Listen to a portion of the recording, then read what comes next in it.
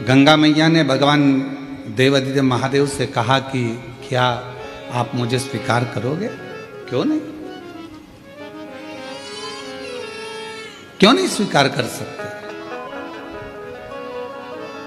अगर विश्वास है, भरोसा है, दृढ़ता है और तुम्हारा पूर्ण भरोसा है तो मैं तुम्हें स्वीकार करूं। चली गई गंगा मैया, तब साधना में लीन हो गई। समय आया, भागीरथ बाबा ने तप किया 60,000 काकाओं के उद्धार के लिए। वो तो भागीरथ जी थे जिन्होंने अपने 60,000 काकाओं के उद्धार के लिए तप किया और गंगा जी को पृथ्वी पर लेकर आए। शिव महापुराण की कथा तो यह कहती है कि आप किसी का उद्धार नहीं कर पा रहे तो कम से कम इस आत्मा का कल्याण तो करो, अपने आप का तो उद्धार करो, कुछ अच्छा अपने लिए कर चलो। दुकान पर बैठकर जो तुमने कमाया, ऑफिस में बैठकर जो तुमने कमाया, उसका भोग तुम्हारी पत्नी भी करेगी, तुम्हारा परिवार भी करेगा, तुम्हारे बच्चे भी करेंगे, तुम्हारा कुटुंब भी करेगा, भाई भी करेगा, माता भी करेगी, पिता भी करेगा। दुकान पर बैठकर नौकरी में जो कमाया उसका भोग सब करेंगे, तनख्वाह के हकदार सब रहेंगे।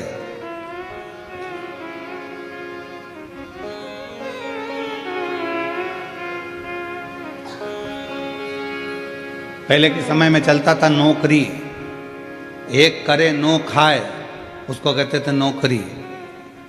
फिर आई चाकरी, एक करे चार खाए, चाकरी। आज के जमाने में चलती है तनख्वाह। व्यक्ति उतना ही कमा पाता है जितना तनख्वाह लेता है, उससे ज्यादा मिल भी नहीं पाता। पर जितना तुमने दुकान पर बैठकर कमाया, जितना तुमने नौकरी कर कर कमाया, उसका तो भोग तुम्हारी पत्नी भी करेगी, बच्चे भी करेंगे, सब करेंगे। पर किस तरह से कमाया है आपने, उसका कर्म का भोग तो केवल आप अकेले को करना, कोई दूसरा नहीं कर। पूछा जाएगा, हर श्वास का एक एक जवाब पूछा जाएगा। पूछते आपका और हमारा तो शुरू से ही आदत बनी हुई है। जब पढ़ते थे, स्कूल जाते थे, उस समय पर भी लोग पूछते थे, क्यों टीचर पूछते थे तुमने ये करके लाए कि नहीं लाए, तुमने ऐसा करा कि नहीं करा, हमने होमवर्क दिया था तुमने करा कि नहीं करा, ये लिखा कि नहीं लिखा, ऐसा करा कि नहीं। तो वो तो क्रम चालू रहता। तो जब बचपन में टीचर पूछता था, बड़े होकर माँ बाप पूछते हैं तू वहाँ गया था, क्या करा, कैसे करा। तो परमात्मा भी तो पूछेगा कि तू नीचे गया था, तुझे मृत्यु लोक में भेजा था और महाराष्ट्र की पवित्र भूमि पर जलगांव में तुझको भेज दिया था, जन्म दे दिया था, तूने वहाँ जाकर करा क्या, ये बता। सत्संग किया, संतों का सानिध्य किया, सेवा करी, कितनी करी, वो मुझे बता। तो पूछे, फिर आप क्या बोल पाओ? किसी के लिए नहीं कर रहे तो कम से कम इस आत्म कल्याण के लिए, स्वयं के लिए खूब कमाओ, अपनी कैपेसिटी से ज्यादा कमाओ। हम तो हमेशा कहते हैं तुम अगर अच्छी मेहनत कर सकते हो तो कमाओ, खूब कमाओ। जब तक तुम्हारा शरीर चले तो अच्छी दमदारी से कमाओ, 4-6 प्लाट भी लो, खूब दमदारी से पत्नी के जेवर भी बनाओ।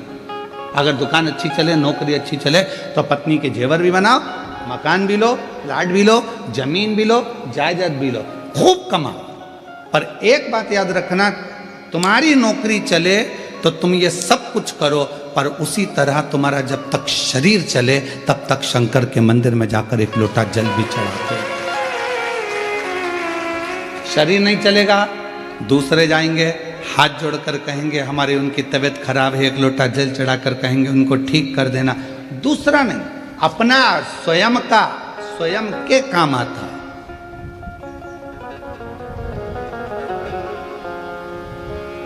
स्वयं का करो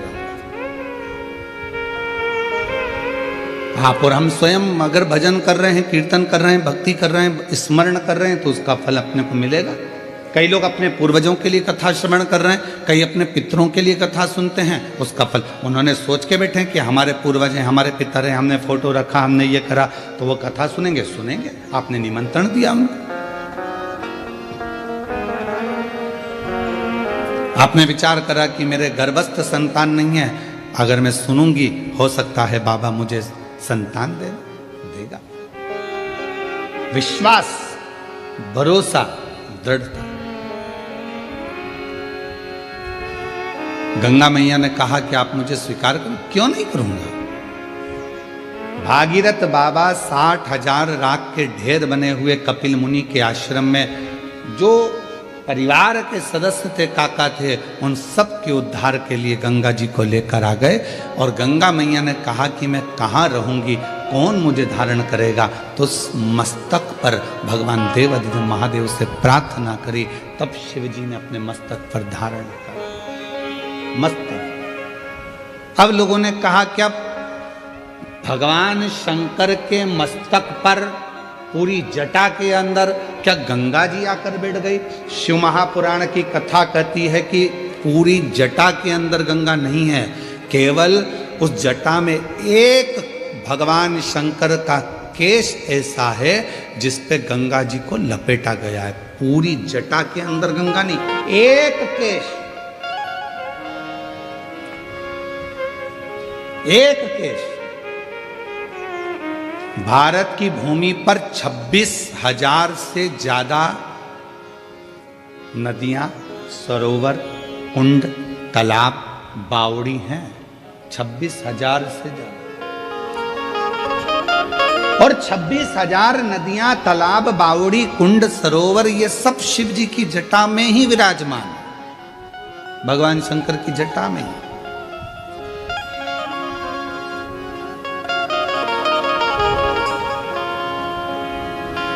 हमारे शास्त्र क्यों कहते हैं प्रदोष आई, आप लोग स्नान करने के लिए नदी, तालाब, कुंड, बावड़ी जा रहे हो, क्यों कहते हैं? हम कहते हैं गोदावरी नहाने के लिए जा रहे हैं, कृष्णा नदी नहाने के लिए जा रहे हैं, गंगा जी नहाने के लिए जा रहे हैं, सरयू जी नहाने के लिए जा रहे हैं, नर्मदा जी नहाने के लिए जा रहे हैं, छिपरा जी नहाने के लिए जा रहे हैं। क्यों जा रहे हैं? क्यों? किस क्यों का?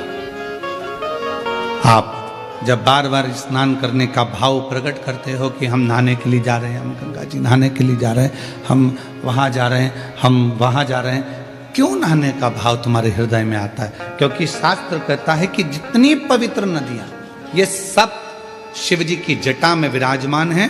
जब हम किसी पवित्र नदी में डुबकी लगाते हैं तो स्वयं शंकर की जटा में हम स्वयं जाकर विराजमान हो जाते हैं। शिव के मस्तक चढ़ना। और मैंने तेरे ही भरोसे बाबा, तेरे ही भरोसे हवा विच उड़ती जावांगी बाबा, डोर तो छकी कटी जागी।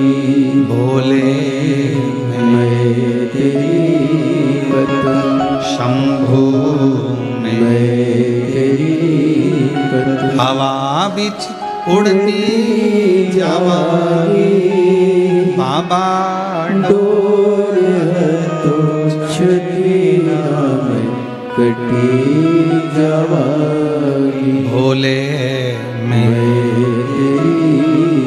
जब हम अच्छा कर्म करें तो परमात्मा के करीब में, जब हम किसी पवित्र नदी में स्नान कर रहे हैं परमात्मा के करीब में, जब हम किसी पवित्र नदी के तट पर, कुंड के तट पर, बावड़ी के तट पर जा रहे हैं परमात्मा के करीब में, भगवान के नजदीक में, भगवान के पास।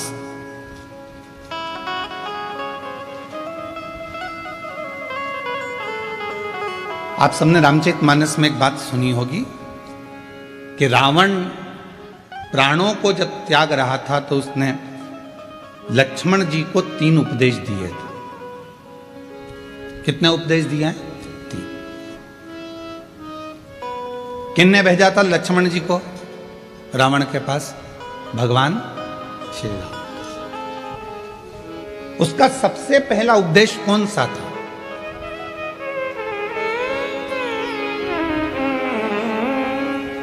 रावण ने मरने से पहले 3 बातें बोली लक्ष्मण जी के कानों में, और आप सबको मालूम है कि लक्ष्मण जी ज्ञान लेने के लिए जब गए थे तो रावण के सिर के पास जाकर खड़े हो गए थे, तो रावण ने मुंह फेर लिया था, ज्ञान नहीं दिया था। लक्ष्मण जी वापिस आ गए थे राम जी के पास में कि ऐसा रावण है, लोग कहते इतना विद्वान है। मैं उसके पास गया तो उसने मुंह फेर लिया। भगवान राम जी ने कहा ज्ञान लेते समय सिर पे जाके बैठते हैं कि चरणों में बैठते हैं? तो कहा गया था तो कि सिर के पास, चरणों में जाकर बैठ। रावण पड़ा है मृत्यु सैया पर, जमीन पर, लक्ष्मण जी उसके चरणों में जाकर बैठ गए तो रावण ने हाथ का इशारा कर कर बुलाया मेरे करीब। 3 उपदेश रावण ने मृत्यु की सैया पर मरने से पहले लक्ष्मण जी के कानों में दे दिया। पहला, अच्छे कार्य में 1 मिनट की देरी मत करो। लक्ष्मण, यदि कोई अच्छा कार्य हो रहा है और उसमें अगर आपको जाने का मौका मिल जाए तो 50 काम छोड़ दो, सबसे पहले अच्छे काम में पहुंचने का प्रयास करो।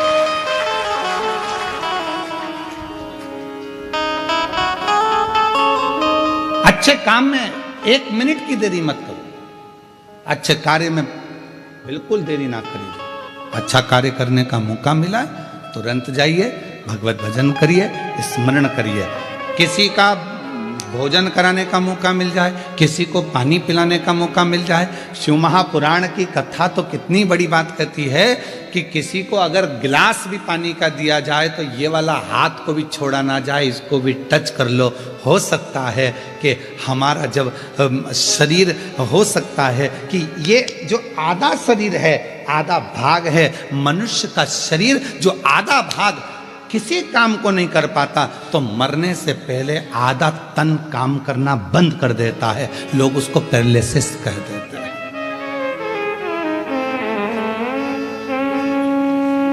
आधा शरीर काम नहीं करा। जब भगवत भजन का समय आया, सत्कर्म का समय आया, हम भोजन करा रहे थे, एक हाथ से दे दिया, दूसरा हाथ टच ही नहीं कर पाया। एक हाथ से पानी का गिलास उठा कर दे दिया, पानी भी नहीं पिला पाया। ये आधा अंग किसी काम का नहीं आया। लोगों ने कहा ये लेफ्ट भाग है ना, ये किसी काम का नहीं होता, ये बेकार भाग है। तो कहा इसको अच्छा बनाने के लिए क्या करना पड़ेगा? तो कोई प्यासे को जब पानी पिला रहे हैं तो दोनों हाथों से उस जल के पात्र को दीजिए। यहाँ तक हमारे पूर्वजों में, हमारे पुरखों में ऐसा नियम चलता था। पूर्वजों में अगर कोई पानी पीता था, ऐसे मुख लगाकर पानी पीते थे तो लोटे से पानी देने वाला दोनों हाथों से पानी डालता था और पीने वाला एक हाथ से पीता था। क्यों? क्योंकि वो ग्रहण कर रहा है और वो देने वाला दोनों हाथों से दे रहा है। तो ये हाथ का प्रयोग पूर्ण होना चाहिए, जिससे मरने से पहले इस शरीर का आधा अंग रह ना जाए। इसको चालू रखने के लिए अभी से काम करना पड़ेगा। शिव जी के मंदिर में दोनों हाथों से जल चढ़ाइए, शंकर जी के मंदिर में दोनों हाथ से सफाई करिए, शिव जी के मंदिर में दोनों हाथ से झाड़ू पोछा करिए, शिव जी के मंदिर में दोनों हाथ से दीप को लगाइए। शिव जी के मंदिर, कई माताओं की आदत रहती है एक हाथ में घंटी पकड़ ली, एक हाथ में पकड़ लिया दिया, एक से घंटी बज रही है, दूसरे से दिया बज रहा है। पर हमारे यहाँ पर यहाँ तक कहा गया कि प्रथम आरती प्रारंभ होने से पहले मंदिर के घंटी को नाद करिए और नाद करने के बाद थोड़ी देर दोनों हाथों से दीप जलाकर उसको घुमाइए। अर्थात भगवान के सामने ये दोनों हाथों का सदुपयोग करिए, प्रयोग करिए। उसके बाद फिर भले एक हाथ में दिया ले लो, एक हाथ में घंटी ले लो, चल जाएगा, पर ये दोनों हाथों का सदुपयोग होना चाहिए, दोनों हाथों का। और कोई पिछले जन्म के अच्छे कर्म मुझे बाबा तेरा साथ मिला, कोई पिछले जन्म के अच्छे कर्म मुझे बाबा तेरा साथ मिला। जहाँ सारी दुनिया झुकती है, जहाँ सारी दुनिया झुकती है, मुझे वो आली दरबार मिला, दरबार मिला।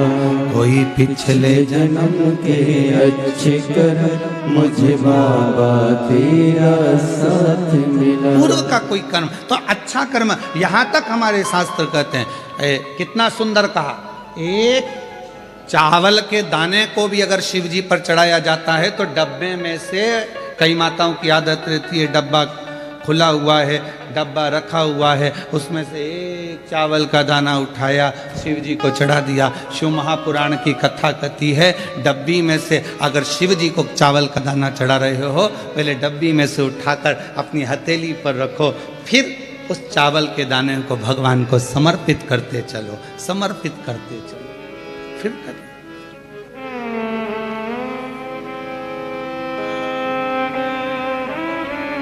ये शरीर आधा ना रह जाए, आधा ना रह जाए। बहुत सावधानी रखना पड़ती है महाराज। एक कथा आप लोगों ने श्रवण करी होगी।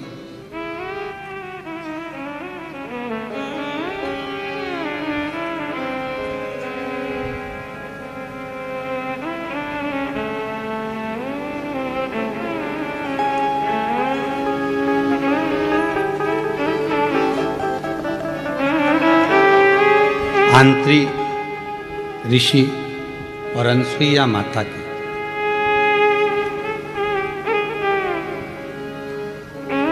सबने सुनी है कथा। ब्रह्मा, विष्णु और महेश, इन तीनों के घर में बच्चे बने थे। सुनी है ना सबने, श्रीमद् भागवत में तीनों बच्चे बने। ब्रह्मा जी के अंश से स्वयं चंद्रदेव, भगवान विष्णु जी के अंश से स्वयं दत्तात्रेय, और भगवान देवादिदेव महादेव के अंश से दुर्वासा। सुनिए सबने कथा। अब यहां तक तो आपने कथा सुनी, पर शिव महापुराण में एक पवित्र कथा आती है दत्तात्रेय भगवान की बहन की।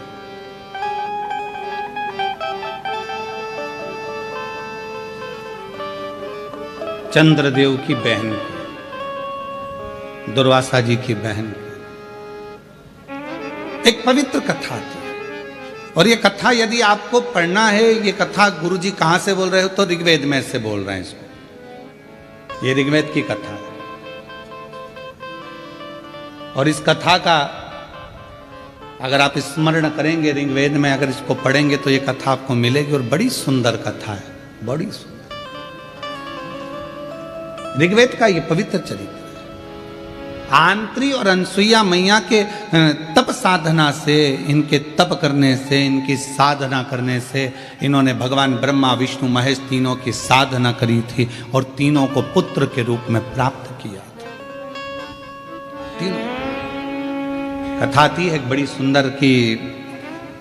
एक बार देव ऋषि नारद जी माता लक्ष्मी जी के यहाँ पहुंच गए थे, और माँ लक्ष्मी जी के यहाँ जाकर देवऋषि नारद जी ने कहा, माँ बहुत भूख लगी है, कुछ भोजन मिलेगा क्या? माता लक्ष्मी जी अंदर गई, मोतीचूर का लड्डू लेकर आई, और मोतीचूर का लड्डू लाकर माता लक्ष्मी जी ने तुरंत नारद जी को दिया। नारद जी ने खाया। खाते से नारद जी बोले, मैया लड्डू में मजा नहीं आया, अब तो लक्ष्मी जी के कांटे से खून नहीं। लक्ष्मी जी ने कहा, खा गया चार, और बाद में कह रहा है कि आनंद नहीं आया।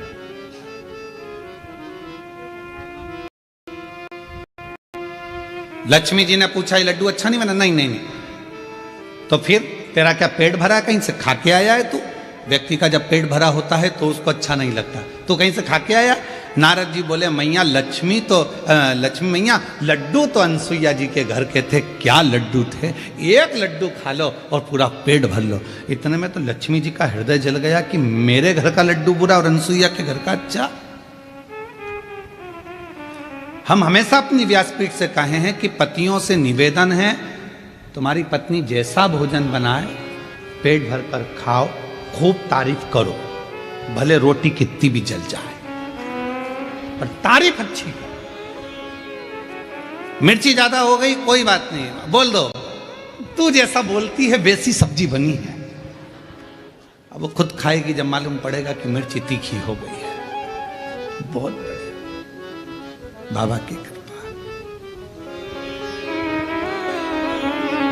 रोटी आई, भले वो रोटी कैसी भी हो, पर आज तो तूने पूरा भारत का गौरव बढ़ा दिया, पूरे भारत का। क्या जोरदार लेकर आई है, बहुत जोरदार।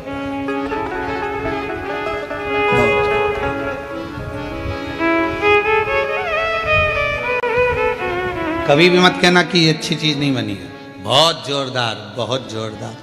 अब लक्ष्मी जी को कहकर नारद जी पहुंच गए माता वीणा देवी के पास में, माँ सरस्वती के यहाँ। मैया भूख लगी है, वहां पर भी कहा है कि लक्ष्मी जी के यहाँ का लड्डू भी ठीक नहीं था, आपके घर का भी लड्डू ठीक नहीं है। लड्डू तो अनसुईया जी के घर का। पार्वती जी के यहाँ पहुंच गए। पार्वती मैया लगी थी, आकड़िया की रोटी बनाई, काकड़िया की साग, पर से माता पार्वती जी पावे भोला, पावे भोला। अब माता ने भोजन बनाया और नारद जी से कहा कि ये भोजन ग्रहण करो, ले। अब नारद जी भोजन ग्रहण करने के लिए बैठे और जो मैया ने रोटी दी पाने के लिए, और मैया रोटी दी और नारद जी जैसे ही खाने के लिए बैठे, और खाने के बाद में नारद जी बोले, पहले तो खा ली खूब डपट के, खूब अच्छे से खाई दमदारी से हो। उसके बाद बोले, मैया क्या भोजन था अनसुईया जी के घर का, इतना शानदार भोजन, पूछो मत, पूछो ही मत। दुनिया के लोगों की आदत रहती है, शादी वाले के यहां जाते हैं, खूब डपट के खाते हैं, फिर भी चलते चलते कहते पानी पूरी का पानी अच्छा नहीं था, चलते चलते। वो इडली तो इतनी कड़ली बनी थी ना, खा गई 4, और बाद में करे कि वो इडली कड़ली रह गई थी, पकी नहीं थी, थोड़ी और सीज जाती तो अच्छी हो जाती। क्योरी बिंदड़ी सही है कि गलत है? अब वो बिंदड़ी भी हाँ कह रही, हाँ मम्मी बिल्कुल सही बात, वो खा गई। तीनों देवियां इकट्ठी हो गई एक जगह पर, और तीनों ने विचार करा, क्यों नारद आया था क्या? हाँ। क्या कह रहा था? बस लड्डू खा के चले गए, और अनसुईया जी है, कोई उनका गुणगान कर रहा था। अनसुईया मेरे पास भी बोला, मेरे पास भी बोला परीक्षा लेना चाहिए, किसको भेजेंगे? तीनों देवताओं को भेज दो। ब्रह्मा विष्णु महेश के पीछे पड़ गई तीनों देवियां, जाओ जरा परीक्षा लेकर आओ। अनसुईया जी के दरवाजे पर जाना नहीं चाहते थे, क्योंकि वो पतिव्रता धर्म का पालन करने वाली थी। वो पति को परमेश्वर के रूप में पूजती थी, हम कैसे उसके यहाँ चले जाएं, कैसे परीक्षा ले? बहुत कठिन है परीक्षा।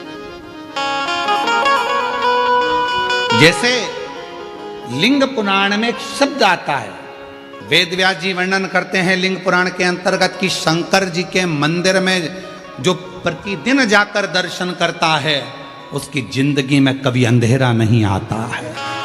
लिंग पुराण में वेद व्यास जी कहते हैं, जो शिव के मंदिर में जाकर प्रतिदिन दर्शन करता है, शंकर के मंदिर के सम्मुख में पहुंचकर हर हर महादेव कहता है, उसकी जिंदगी में कभी अंधेरा नहीं आता। वो कभी गम में, दुख में, तकलीफ में, कष्ट में नहीं डूबता है। देवाधिदेव महादेव उसको हर पल ज्ञान का प्रकाश, लक्ष्मी का प्रकाश, भक्ति का प्रकाश देते ही रहते हैं। ये लिंग पुराण कर रही है, ये लिंग पुराण वर्णन कर रहा है। देव ऋषि नारद जी ने जो करा वो ठीक नहीं करा। ब्रह्मा विष्णु महेश तीनों से कहा, देवियों ने जाओ जरा परीक्षा लो, तीनों परीक्षा लो। जाने के लिए कोई राजी नहीं हो रहा, क्योंकि वो अनसुईया है, पतिव्रता धर्म का पालन करने वाली, पति को परमेश्वर मानने वाली, उनके यहाँ कैसे चले जाएं, कैसे जाकर हम परीक्षा लें? पर जाना पड़ा, धर्म पत्नी कह रही थी तो पहुंचे। पर देवियों हम जा तो रहे हैं, पर इस वेश में नहीं जाएंगे, तुम कोई भी रूप रख कर जाओ। तीनों ने संतों का वेश धारण कर लिया, जाकर आवाज लगाई, माँ भिक्षाम देही। माता बाहर निकल कर आई, बाबा मैं अभी भिक्षा लेकर आती हूँ। अनसुईया मैया अंदर गई, भिक्षा लेकर आई, तीनों की झोली में भिक्षा देने लगी। इतने में तीनों ने कहा, माँ हम ऐसे भिक्षा नहीं लेते, आप अपने वस्त्र उतार कर आइए, नग्न वेश में आओगी तब हम भिक्षा ले सकते, तब हम भिक्षा प्राप्त करेंगे। ना ना ना ना बाबा, कोई नारी पर पुरुष के आगे वस्त्र विहीन कैसे आ सकती है? ये तो मर्यादा के अनुकूल नहीं है, ठीक नहीं है। संतों ने कहा, अगर हम भिक्षा नहीं लेंगे तो आपका घर पूर्ण बर्बाद हो जाएगा, मां भिक्षा दीजिए। अनसुईया जी के मन में आया, ये मुझे बार बार मां कह रहे हैं, तो ये तो मेरे पुत्र ही हुए, क्यों ना इनको पुत्र ही बना दूं और फिर भिक्षा दे दूं। अंदर गई, जल लेकर आई। अगर मेरा सातित्व पक्का है, मैंने अपने पति की सेवा परमेश्वर मानकर करी है, तो ये तीनों की तीनों बालक हो जाएं। जो जल छोड़ा, तीनों 1.5 महीने के बच्चे हो गए। अनसुईया जी ने उनके छोटे छोटे कपड़े में छोटी छोटी सी भिक्षा डाल दी और भिक्षा डालकर उन तीनों को अंदर ले गई। विश्वकर्मा जी से कहा एक चंदन का पलना बना दो। कहाँ जाएंगे, ये छोटे हो गए हैं, इनको मैं अपने आंगन में रखूंगी। चंदन का पलना, रेशम की डोरी और तीनों देवताओं को उसमें सुला दिया। लक्ष्मी जी ने पार्वती से पूछा, क्यों तेरा आया क्या? तुम्हारा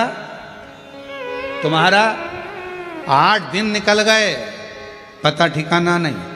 अब इनके तो 8 दिन निकल गए, इधर अंतरिक्षी आ गए। अंतरिक्षी ने आते से अनसुईया जी को देखा, ये 3 बच्चे घर में आंगन में झूल रहे हैं। अंतरिक्षी ने पूछ लिया, अनसुईया किनके बच्चे हैं? अनसुईया जी बोली, अपने। अंतरिक्षी बोले, अब स्नान करने गया था तो एक भी नहीं था। अनसुईया जी बोली, भोलेनाथ देते हैं तो छप्पर फाड़ कर देते हैं। ये उनकी उदारता।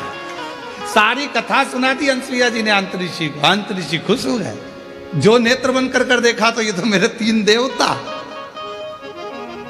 और ये तीनों ही मेरे घर में आ गए।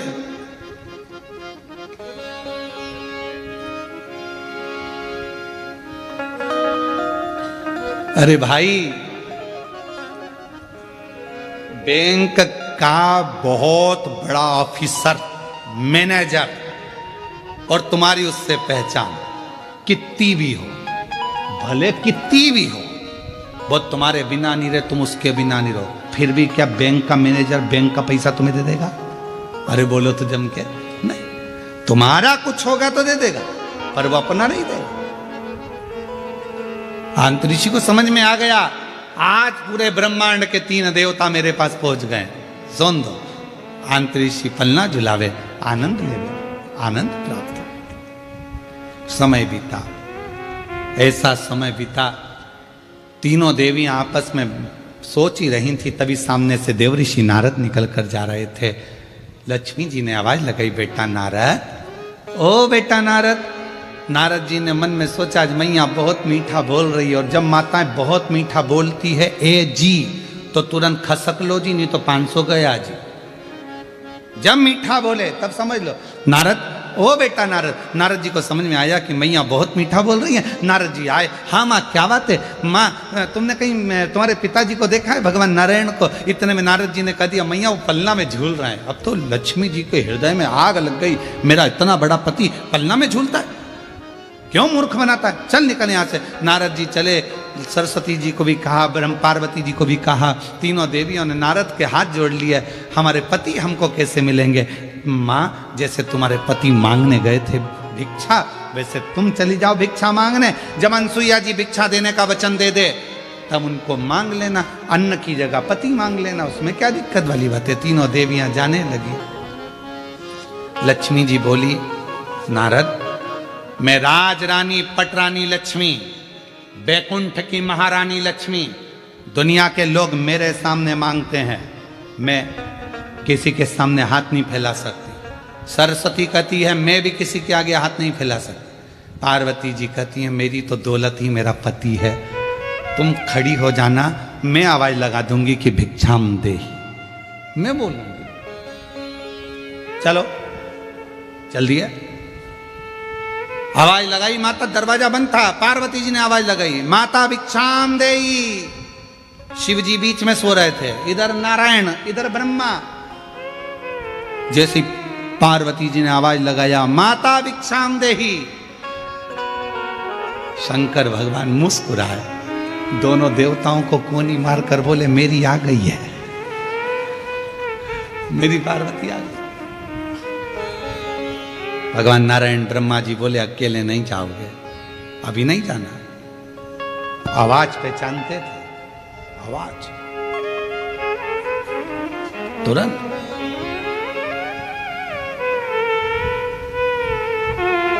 अनसुईया जी ने दरवाजा खोला, 3 देवियों को देखा।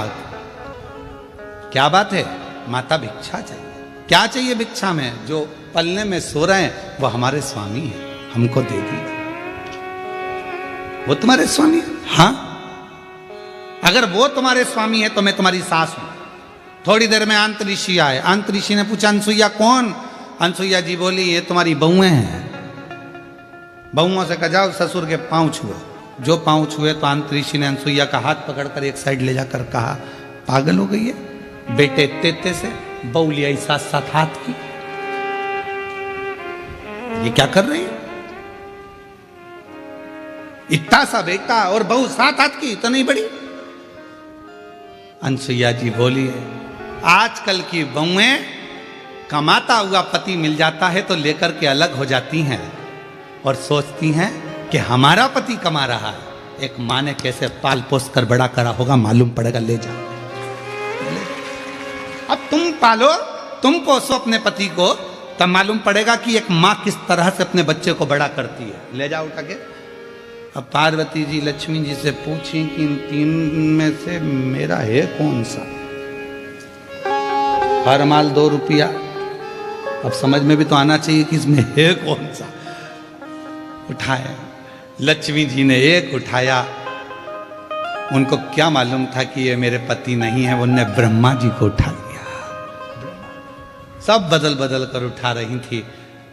अंतरी जी ने कहा, ये ब्रह्म है, इनको सुलाओ। चरणों में पड़ गई, माँ हमारे पतियों को बड़ा कर दीजिए। हाथ में जल लिया, अगर मेरा साथित्व पक्का है, मैंने अपने पति की सेवा परमेश्वर मानकर करी है, तीनों बड़े हो जाएं। तीनों बड़े हो गए, तीनों देवियों के साथ जाने लगे तो अनसुईया जी रोने लगी। ये चले जाएंगे तो हमारी गोद सुनी हो जाएगी, इस गोदी में कोई तो रहना चाहिए। ब्रह्मा जी ने अपने अंश से चंद्रदेव को प्रकट कर दिया। भगवान विष्णु ने अपने अंश से दत्तात्रेय भगवान को प्रकट कर दिया और भगवान शंकर जी ने दुर्वासा बाबा को प्रकट कर दिया। माँ, ये 3 पुत्र तेरे इसी संसार में भव सागर से उबारने के लिए रहे। तीनों देव चले गए, समय आया। एक दिन, अब आइए ऋग्वेद की कथा। अनसुईया जी बैठी हुई थी और मां अनसुईया जी ने कहा अंतरिक्षी से, मेरे 3 पुत्र हैं पर मेरे घर पुत्री नहीं।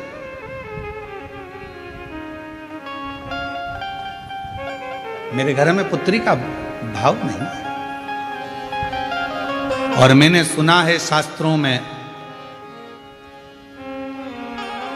अगर घर में बेटे हैं और घर में अगर बेटी नहीं है तो वो घर बिना कन्यादान के हमेशा सूना की सूना ही रहता है। कन्यादान के लिए बेटी का होना जरूरी है, बिना बेटी के कन्यादान सूना है।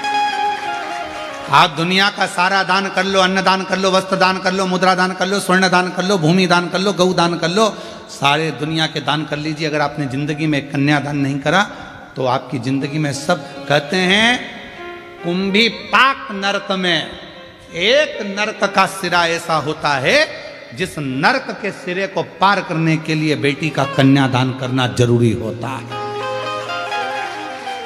इसलिए हम शिव महापुराण की कथा में हर पल हर घड़ी बेटियों को संकल्प दिलाते रहते हैं, बेटियों से कहते रहते हैं, तुम कितनी भी अच्छी पढ़ाई करो, कितने भी अच्छे कॉलेज में रहो, कितनी भी अच्छी एजुकेशन करिए, कितनी भी अच्छी नौकरी करिए, कितने भी तुम्हारे दोस्त बन जाए, पर मेरा बेटियों से हमेशा निवेदन रहा है और आज भी ऑनलाइन शिव महापुराण की कथा जो जलगांव से चल रही है, आप सब बेटियों से निवेदन करूंगा कि निवेदन है अपने माँ बाप को कन्यादान का मौका जरूर देना। किसी एरे गेरे नत्थु खेरे के साथ ना जाना, अपने माँ बाप को कन्यादान का मौका दीजिए। बहुत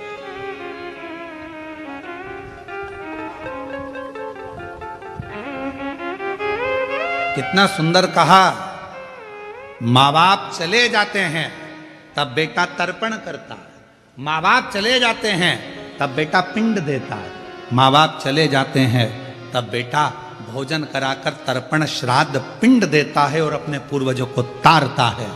पर बेटी, जिस दिन माँ बाप अपनी बेटी का कन्यादान जीते जी कर देते हैं, उसी पल उसी घड़ी माँ बाप को नरक नहीं जाना पड़ता। फिर बेटा पिंड दे तो ठीक, तर्पण करे तो ठीक, तिलांजलि करे तो ठीक, माता पिता बैकुंठ का पथ जाते ही जाते। एक बेटी का पर आजकल की उल्टी रीति है, बेटा हो जाए तो माँ खुश और बेटी हो जाए तो चेहरा उतर जाता। वो चाय की जो केतली होती है ना, केतली तुम्हारे यहाँ क्या बोलते, डोलची केतली क्या होती है, जब वो बहू हॉस्पिटल में रहती है तो घर की जो लेडी से रहती हैं तो वहाँ हॉस्पिटल ले लेकर रोज 2-3 दिन तक जाती हैं, दूध की केतली, डंगल क्या बोलते हैं, केतली बोलते हैं ना, और ऐसी रहती है, उसमें कड़ी लगी रहती है नीचे, उसको हिलती रहती है। अब आजकल वैसी नहीं रही तो इतना लंबा थर्मस हो गया, उसमें भी लटकता रहता है। तुम देखना अगर घर में बेटा हो जाए ना तो जो केतली लेकर आती है ना उसकी केतली बहुत हिलती है, और थर्मस बहुत हिलता है। सिर पे पल्लू भी, छोरा हुआ है, बेटा हुआ है, दादी बन गई, दादी बन गई, और हॉस्पिटल से सीधी बिना पल्लू हिले, नॉन स्टॉप, केतली भी बिना हिले जा रही है, तो पूछने की जरूरत नहीं है कि लड़का हुआ कि लड़की, समझ में आ जाएगा लड़की हुई है। ना केतली हिली ना मुंडा हिला, छोड़ी चली जा, बोली नहीं। पर कौन समझाए कि बेटे से ज्यादा अगर बेटी एक घर में जन्म ले लेती है, बेटा एक कुल को तारता है और बेटी 2 कुल को तार देती है। 2 कुल। आज जितनी माताएं बैठी हैं, आप सब कथा श्रवण कर रही हो, जरा विचार करिएगा, ससुराल की 71 पीढ़ी और मायके की 71 पीढ़ी। एक नारी जब शिव महापुराण की कथा श्रवण करती है, शंकर जी पे 1 लोटा जल चढ़ाती है, तो उसका आधा एक नारी का क्योंकि पुरुष का 1 गोत्र होता है। पुरुष के कितने गोत्र होते हैं? 1। पर लड़की के कितने गोत्र होते हैं? 2। कुंवारी रहती है तब पापा का गोत्र, ब्याह हो गया तो माँ का गोत्र। तो ईमानदारी से बोलो, क्या तुम्हारा वो माँ बाप का जो गोत्र है वो तुमसे छूट गया क्या? नहीं छूटा, छूटा नहीं है। तो वो गोत्र कहां काम आता है? जब नारी पूजन करती है, व्रत करती है, आराधना करती है, साधना करती है, शिव महापुराण की कथा श्रवण करती है, तब उसका पुण्य 2 भाग में बढ़ जाता है, आधा उसके मायके के, आधा उसके ससुराल के, दोनों के भाग से, दोनों। 71 उसकी भी पार कर दी, 71 इसकी भी पार कर दी। एक बेटी,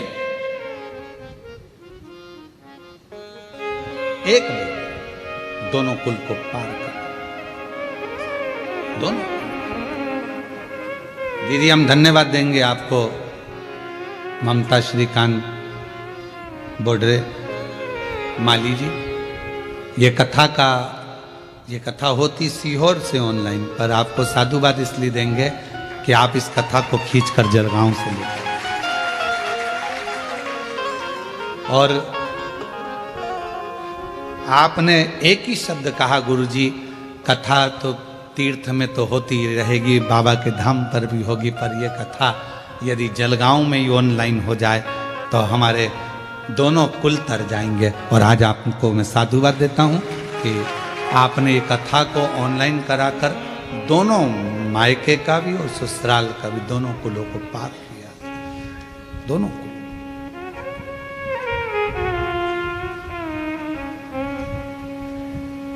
और कोई पिछले जन्म के अच्छे कर्म मुझे बाबा तेरा साथ मिला, कोई पिछले जन्म के अच्छे कर्म मुझे बाबा तेरा साथ मिला। जहाँ सारी दुनिया झुकती है, जहाँ सारी दुनिया झुकती है, मुझे वो वाली दरबार मिला, दरबार। कोई पिछले जन्म के अच्छे कर्म मुझे बाबा तेरा साथ मिला, कोई पिछले जन्म के अच्छे कर्म मुझे बाबा तेरा साथ। कोई पूर्व का हमारा, तुम मेरी जीजियों से, मेरी बेटियों से, जितने ऑनलाइन कथा को सुन रहे हैं आस्था चैनल पर, फेसबुक, यूट्यूब पर, जो लाखों शिव भक्त इस कथा को श्रवण कर रहे हैं, और जितने जलगांव के वासी हैं जो ऑनलाइन कथा को श्रवण कर रहे हैं, साधुता दूंगा एक घर में बेटी का होना बहुत जरूरी है। बेटी का होना जरूरी। और अगर बेटी नहीं हो तुम्हारे परिवार में, तुम्हारे कुटुंब में कोई बेटी किसी के यहां 2-3 हो तो उससे कह दो एक बेटी को मैं पढ़ाऊंगी,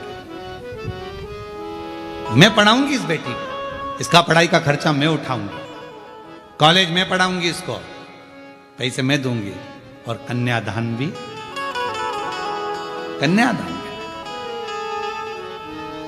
एक मौका कन्यादान का मिले। और बेटियों से निवेदन है, अपने माँ बाप को तुम खूब पढ़ो, खूब खूब उन्नति करो, खूब आगे बढ़ो, पर एक निवेदन है अपने माँ बाप को कन्यादान का मौका जरूर,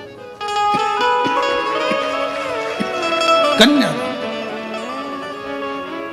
बहुत जरूरी है। कन्यादान। अनसुईया जी ने कहा कि आंत्री बाबा मेरे घर में बेटी नहीं और मेरे बेटे ये चले जाएंगे तो बेटी का होना जरूरी है, बेटी का। तब अनसुईया जी के भाग्य में बेटी का सुख नहीं था। आंत्री ऋषि ने कह दिया कि तुम्हारे यहाँ बेटी का सुख नहीं, ये देवता भी आए हैं, तुम्हारे पुत्र बनकर, बेटे बनकर आए हैं, बेटी का सुख तुम्हारे यहाँ। पर मानी नहीं, मानी नहीं। समय आया, अनसुईया जी के घर में एक बेटी का प्रागट्य हुआ। ऋग्वेद कह रहा है एक बेटी का प्रागट्य हुआ। उस बेटी का नाम रखा अपाला। क्या नाम था? अपाला। कोई तुमसे पूछे कि दत्तात्रेय भगवान की बहन का नाम क्या है तो क्या बताओगे? अपाला। कोई तुमसे पूछे चंद्रदेव की बहन का नाम क्या है? अपाला। कोई तुमसे पूछे दुर्वासा जी की बहन का नाम क्या है? एक बेटी ने जन्म लिया, उसका नाम था अपाला।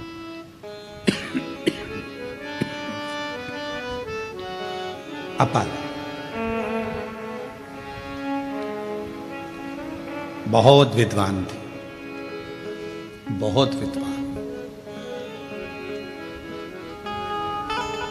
लड़का चलना सीखता है हाथ पकड़कर, बेटी को चलना सीखना होता है तो खुद उठती है, चलती है, गिरती है, फिर चलती है, फिर चलती है। कितना अंतर है। आप लोगों के यहाँ किसी की यहाँ पर भैंस है क्या? अब आप लोग तो शहर में रहते हो, कहाँ भैंस देखोगे? पर जो कथा सुन रहे हैं उनको देख वो लोग ध्यान रखेंगे जिनके यहाँ खेती बाड़ी है, किसानी है, दूध के लिए लोग भैंस रख लेते हैं। एक भैंस का बेटा होता है और एक गाय का बेटा होता है। भैंस के बेटे को संभालना पड़ता है, उठाना पड़ता है, चलाना पड़ता है, नहीं तो भैंस का बेटा प्राण त्याग देता है, कुछ दिन में मर जाता है। भैंस का जो छोरा छोरी है उसको संभालना पड़ता है।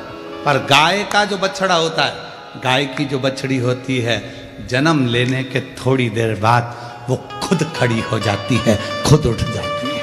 इतना बल होता है, इतना बल।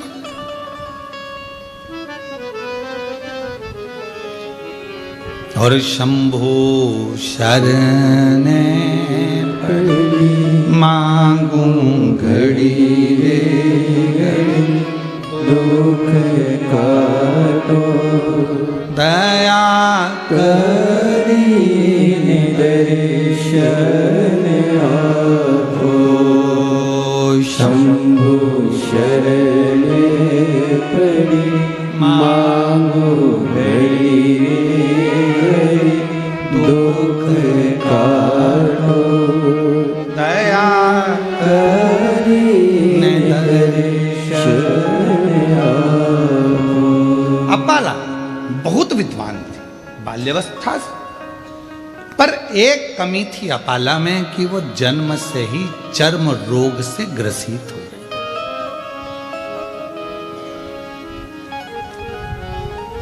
शरीर में एक रोग हो गया था, चर्म रोग। अपाला उससे ग्रसित। कहा है पूर्व जन्म में जब हम भगवान देवाधिदेव महादेव को अपमान कर देते हैं, शिव का प्रसाद आया, उसको प्रणाम भी नहीं करा और फेंक दिया। कितना सुंदर कहा है हमारे शास्त्रों में। जितने कथा सुन रहे हो सावधानी से सुनिएगा, शास्त्रों में कितनी बड़ी बात कही। तिरुपति जा रहे हो दर्शन करने के लिए, वहां से प्रसाद लिया है, पति को भी एक लड्डू मिला, पत्नी को एक लड्डू मिला, बेटा गया उसको लड्डू मिला, बहुत सारा प्रसाद आप लेकर आए हो। नाथद्वारा गए हो प्रसाद लाए हो, गोवर्धन जी गए हो 56 भोग लाए हो, दर्शन करने गए हो वहां से लड्डू का पैकेट लाए हो, शिरडी गए, त्र्यंबक गए, जहां जहां गए वहां से प्रसाद लेकर आए हो। तो निवेदन है, उस प्रसाद को जितना आप खा लो तो खा लो, ना खा सको तो तुरंत उसको बांटना प्रारंभ कर दो, उसको देना प्रारंभ करो।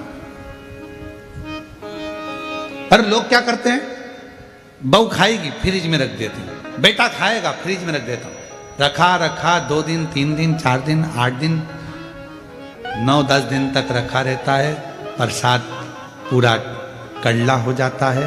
बाद में तुम बर्तन वाली को, झाड़ू वाली को, पोछा वाली को दे देती हो। आजकल की बर्तन वाली, झाड़ू वाली, पोछा वाली इतनी चतुर है कि तुम्हारा ये नहीं खाएगी, वो जाएगी उसको उठाकर कहीं भाग फेंक दे, उसको नहीं मालूम कि प्रसाद है, उसने उठाया बाहर डाला, पड़ा पाँव में आया, लात में आया, बाद में वो प्रसाद का दोष किसको लगा, जो लेकर आया। जिसने फेंका उसको नहीं, जो लाया था दोष उसको लगा। तुमने तो गाय दान करी, और वो गाय अगर दुख पाएगी तो दोष किसको लगेगा, जिसने गौदान करी। तुमने कन्यादान करा, कन्या को दुख आया तो दोष किसको लगेगा, जिसने कन्यादान करा। तुमने तो भिखारी के कटोरे में पैसा दिया उसके भोजन के लिए, उसने मदिरा में लगा दिया, मांसाहार में लगा दिया, जुए में लगा दिया, दुख किसको होगा, जिसने दान किया।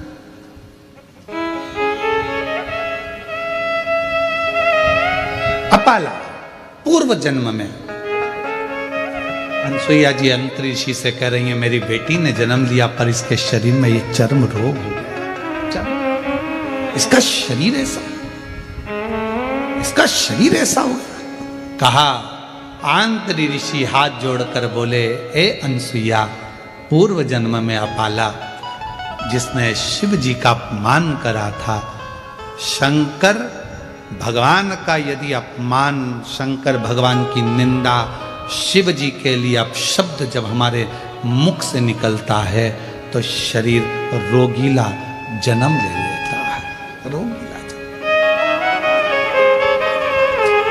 फिर वो रोग से छूटेगा कैसे? कितना सुंदर बात कही, डॉक्टर ने कह दिया कि गर्भ में बच्चा है पर धड़कन नहीं आ रही है, गर्भ में बच्चा है पर इसका शरीर में ऐसा लगता है कि इसके दिल में छेद है, शरीर में बच्चा है, इसका पांव काम नहीं कर रहा, ऐसा लग रहा है इसका अंग नहीं बना, पूरा शरीर नहीं बना। तो शिव पुराण क्या कहती है कि शिव को जल चढ़ाना प्रारंभ करो, शंकर के मंदिर जाना चालू कर दो, डॉक्टर की दवाई लो, डॉक्टर का इलाज करवाओ, जैसा बोले डॉक्टर उसके अनुसार चलिए, पर साथ में शंकर जी की आराधना करना प्रारंभ कर दो। क्यों?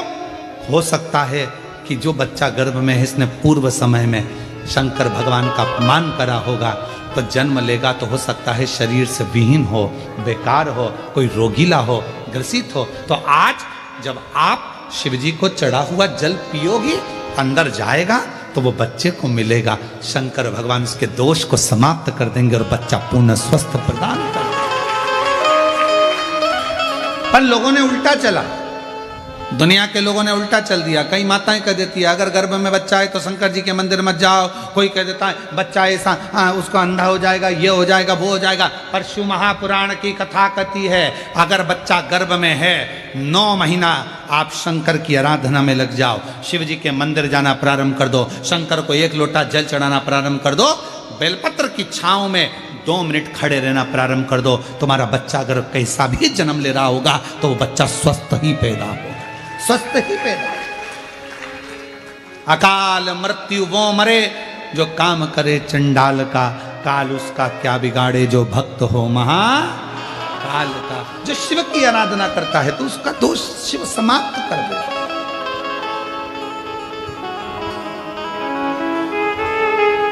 पूछा,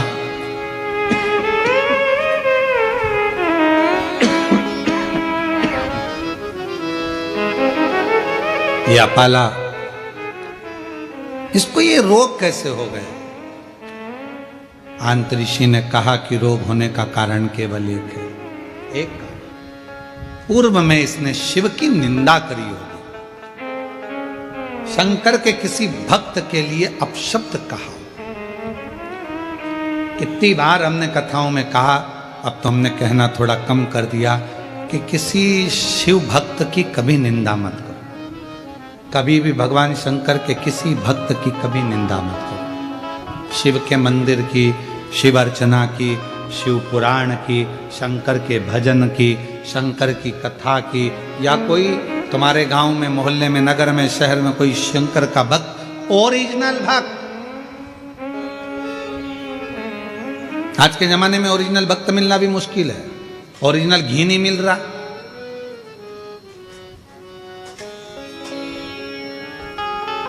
ओरिजिनल चाय की पत्ती नहीं मिल रही, ओरिजिनल सब्जी नहीं मिल रही, तो ओरिजिनल गुरु मिले कहां से? ओरिजिनल भक्त मिले कहां से? फिर मिलते हैं डुप्लीकेट। टीवी खोलो तब मालूम पड़ता है, अरे वाह इतने बड़े, और इन्होंने ऐसा कर दिया। तब समझ में आता है ओरिजिनल ढूंढ ही नहीं पाए हम तो चमक और धमक में रह गए, सत्य तक नहीं पहुंच पा रहे।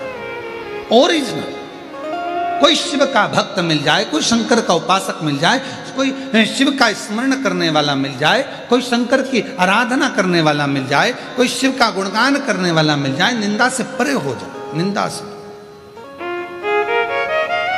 निंदा से। और महाराज, महादेव नमन चरणों स्वीकार कीजिए, सबका किया है मेरा भी उद्धार कीजिए, उद्धार कीजिए। है त्रिपुंडधारी, है त्रिशूलधारी, है त्रिपुंडधारी, है त्रिशूलधारी। चरणों में तेरे बाबा जी पावन है चरोदा, चरणों में तेरे बाबा जी पावन है चरोदा। तेरी देव करते वंदना, पूजे सीताराम। तेरी देव करते वंदना, पूजे सीताराम। हो जाए पूरी कामना, हो जाए पूरी कामना। उपकार कीजिए, सबका किया है मेरा भी उद्धार कीजिए, उद्धार कीजिए।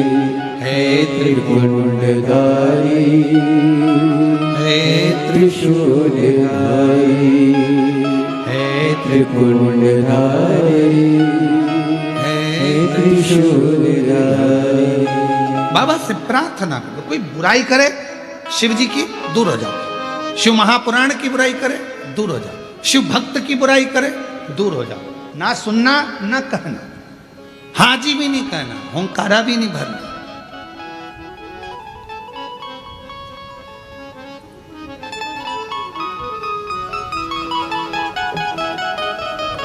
हाँ भी नहीं बोलना, ना हूं बोलना, ना हुंकारा भरना, ना कुछ करना। चलो जल्दी।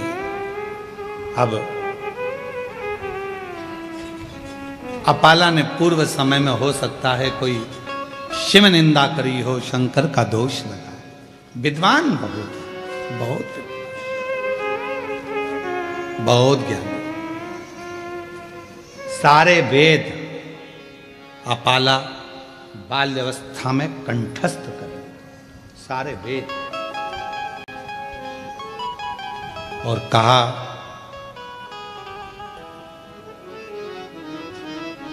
अपाला ने इतना अध्ययन करा कि ऋग्वेद के अष्टम मंडल के 91 नंबर के सूक्त को स्वयं अपाला ने ही रच दिया। ऋग्वेद का अच्छी कन्या चाहिए, अच्छी नौकरी चाहिए, अच्छा रोग मुक्ति हो जाए, कैसा भी रोग है वो मुक्त हो जाए, कितना भी कड़क रोग क्यों ना हो, उससे भी अगर मुक्ति चाहिए, अपना कर्म पूरी लगनता से करो। रोग मुक्ति के लिए डॉक्टर को भी जांचे कराओ, दिखाओ, और साथ में शिव जी की आराधना, शंकर की आराधना। ऐसा कोई बता दो जिसको शिव जी ने नहीं दिया हो। भगवान राम जी को लंका का राज्य दे दिया,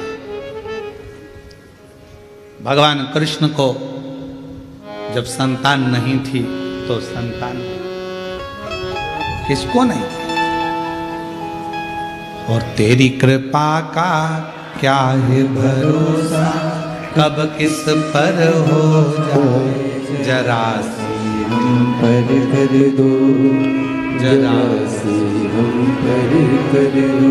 तेरी कृपा का क्या है भरोसा, कब किस पर हो जाए, जरा सी हम पर कर दो, जरा सी हम पर कर दो। जिस पर भी हो गई तेरी कृपा करुणा हो, भव पार हुआ, भव पार हुआ। पापी हो चाहे जितना उसका भी बाबा उद्धार हुआ, उद्धार हुआ। गिद्ध अजामिल गणिका जैसे तेरे मन को भाई, जरा सी हम पर कर दो, जरा सी हम पर कर दो। तेरी कृपा का क्या है भरोसा, कब किसी पर हो जाए, जरा सी हम पर कर दो, जरा सी हम पर कर दो। अपाला ने शिव जी की आराधना प्रारंभ की।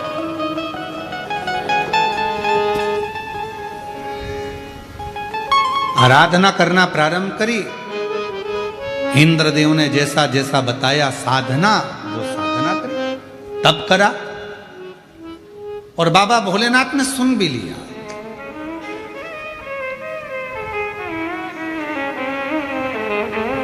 एक कृशाश्व नाम के ऋषि हुए जो आंतरी ऋषि के आश्रम में आए, भ्रमण करते।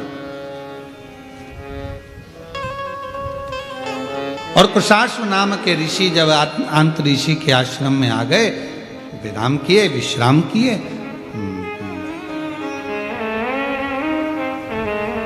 देखा 2 दिवस तक जब निवास किया, और निवास करने के बाद देखा अपाला को तो सुंदर तो थी, बस चर्म रोग था शरीर में, सुंदर बहुत थी।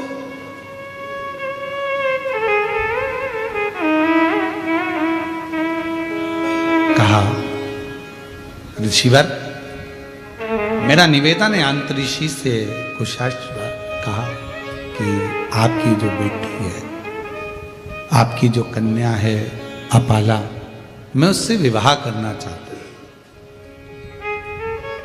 क्या आप अपनी बेटी का विवाह मेरे साथ करेंगे? शिव करुणा ऐसी ही करते हैं, मालूम ही नहीं पड़ता कब कौन सी कृपा कहां कर दे। एक पत्र अच्छा है, देखिए।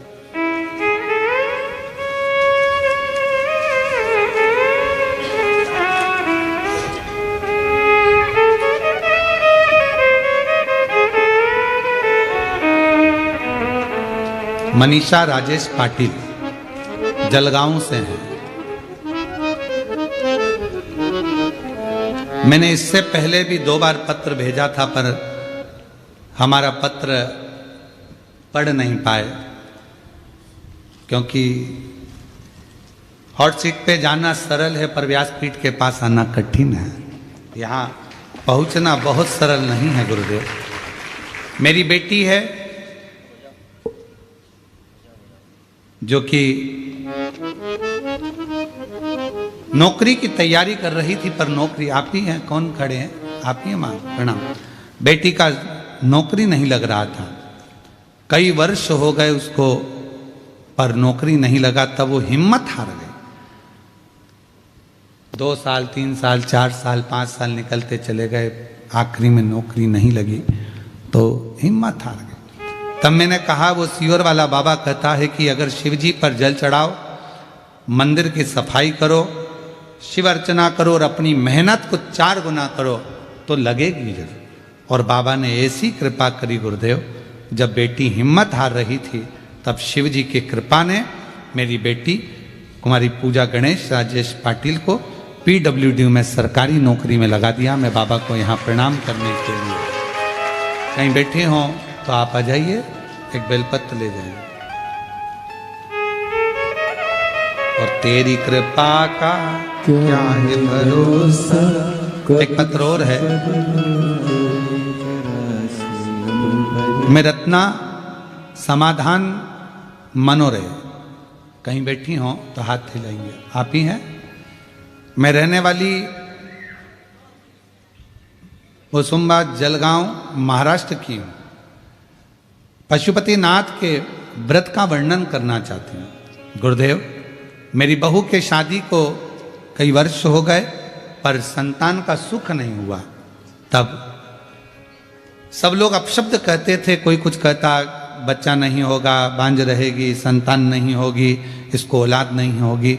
तब आखिरी में पशुपतिनाथ का व्रत करना, 16 सोमवार का व्रत करना प्रारंभ करा। जो आपकी विधि है उसके अनुसार सफ़ेद आंकड़े की जड़ का प्रयोग किया और बाबा ने ऐसी कृपा कर दी कि मेरी बहू के घर में बेटा हो गया। मैं बाबा को प्रणाम करने के लिए आ जाइए।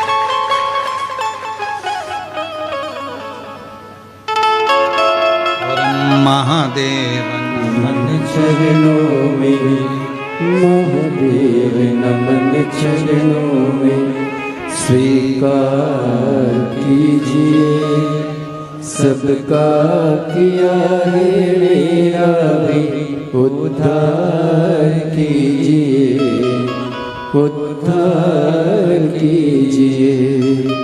हे त्रिपुंडधारी, हे त्रिशूलधारी, हे त्रिपुंडधारी, हे त्रिशूलधारी। चरणों में तेरे बाबा जी पावन है चारों धाम। चरणों में तेरे बाबा जी पावन है चारों धाम। तेरी देव करते वंदना, पूजेंगे सीताराम। तेरी देव करते वंदना, पूजेंगे सीताराम।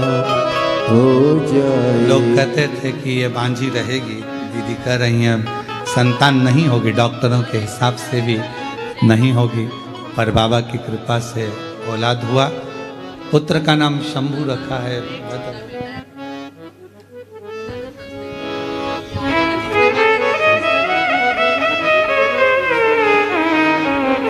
और जो जैसी भावना लाया वो वैसा ही फल पाया।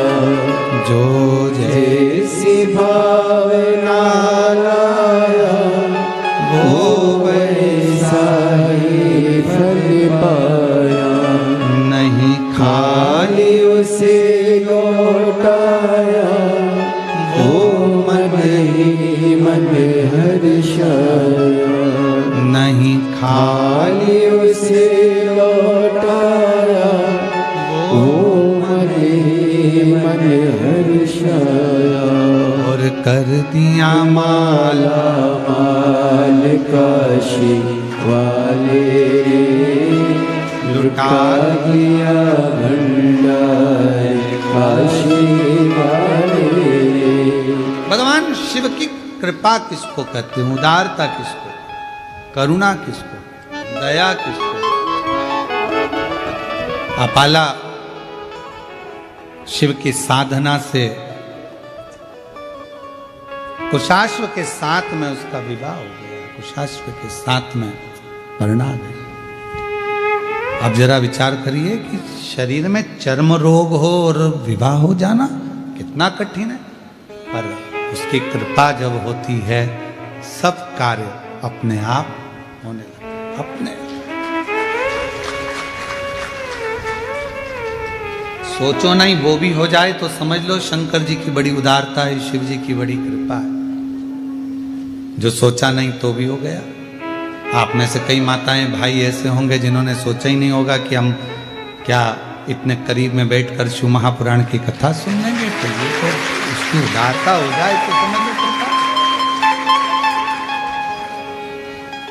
सोचा ही नहीं तो भी हो रहा है। प्रभु आपकी कृपा से सब काम हो रहा है, करते हो भोले बाबा, मेरा नाम हो रहा है।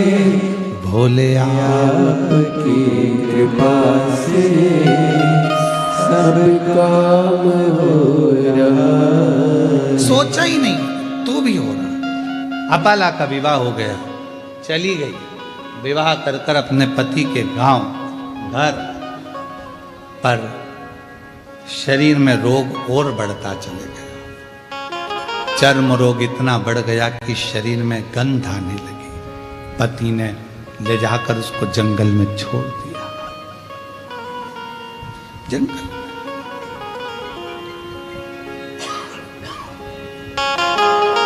तेरे पिता ने मेरे साथ धोखा किया। अपाला हाथ जोड़कर कहती है मेरे पिता ने धोखा नहीं किया। पिता ने तो कहा था मेरे शरीर में चर्म रोग है, पर आपने कहा कि सुंदर है मैं इससे विवाह करूंगा, करा, रोग बढ़ा, धक्का देकर निकाल दिया बाहर। जंगल में घूम रही अपाला, कहाँ जाऊं, किसके पास जाऊं। फिर मन में आया कि पति ने निकाल दिया, पर पिता थोड़ी ना शरीर देखता है, माता थोड़ी ना शरीर देखती है। माता पिता तो ऐसे होते हैं, अगर बच्चा बेकार भी है, उसको कोई रोग भी है, तो भी माँ बाप उससे दूर नहीं हटते, उसको करीब रखते हैं, करीब रखते हैं। माता पिता थोड़ी ना दूर करते। अब ईमानदारी से बोलो, अगर बच्चे को बुखार आ रहा है, बच्चा रात को चमक रहा है, डर रहा है, उसको बुखार आ रहा है, कोई बच्चे को एकदम तकलीफ हो गई और माँ बाप कहे नहीं नहीं मैं हाथ नहीं लगाऊंगी, मैं इसके पास नहीं जाऊंगी, इसको फीवर है, इसको बुखार है, इसको शरीर में कष्ट है। शिव महापुराण की कथा कहती है कोरोना जैसी बीमारी भी आई, आप लोगों ने दर्शन किया होगा। उस कोरोना जैसी बीमारी में सबने साथ छोड़ दिया, भाई बंधु कुटुंब कबीला कोई ना साथ दे, पर माँ बाप, भले बच्चे की तकलीफ थी, लोग कह रहे हैं तुम बीमार हो जाओगे मत जाओ, पर माँ बाप अपने बच्चे को नहीं छोड़े। माँ बाप तो उसको लगा साथ, माता पिता। अपाला को लगा कि मैं कहाँ जाऊं, पति ने निकाल दिया, वन में छोड़ दिया, कहाँ घूमूंगी, शरीर में रोग है, चल क्या, चली गई। और अपाला चली, एक काम करती हूं अपने पिता के पास जाती, पिता के पास। अपाला आंतऋषि की कुटिया में पहुंच गई। मानसुइया ने देखा, बेटी तेरा तो मैंने विवाह कर दिया था, तो अपने पति के घर चली गई थी, फिर यहां कैसे आ गई। मां, पति ने निकाल दिया, वन में घूम रही थी, कहां जाती तो आपके पास आ गई।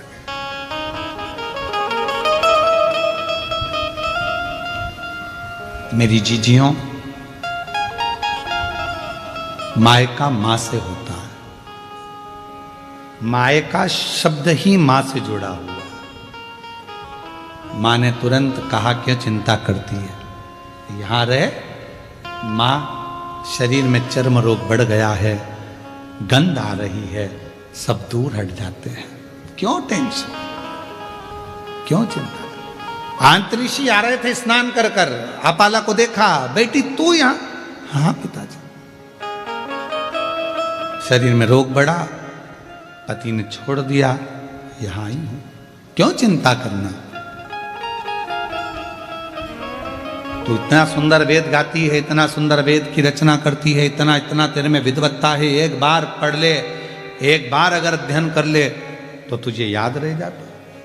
अब दत्तात्रेय भगवान की बहन है अपाला, चंद्रदेव की बहन है अपाला, दुर्वासा जी की बहन है अपाला, कोई साधारण हो कि विद्वत्ता में परिपूर्ण। अभी आपको कथा में कहा, बेटे को कहना पड़ता है पढ़ पढ़ पढ़, बेटी को नहीं कहना पड़ता। आई स्कूल से और पुस्तक निकाल के सोफे पे लंबा पाँव कर कर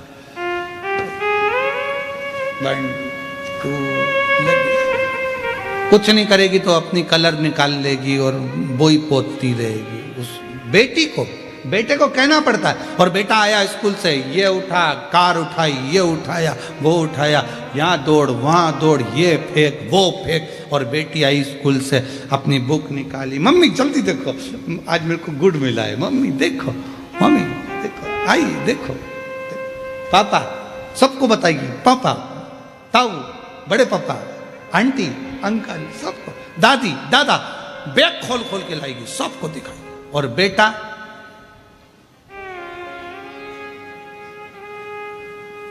मम्मा का मोबाइल लेकर बैठा, पापा का पेन लेकर बैठा, पर बेटी उसको नहीं कहा जाता कि तू कुछ कर।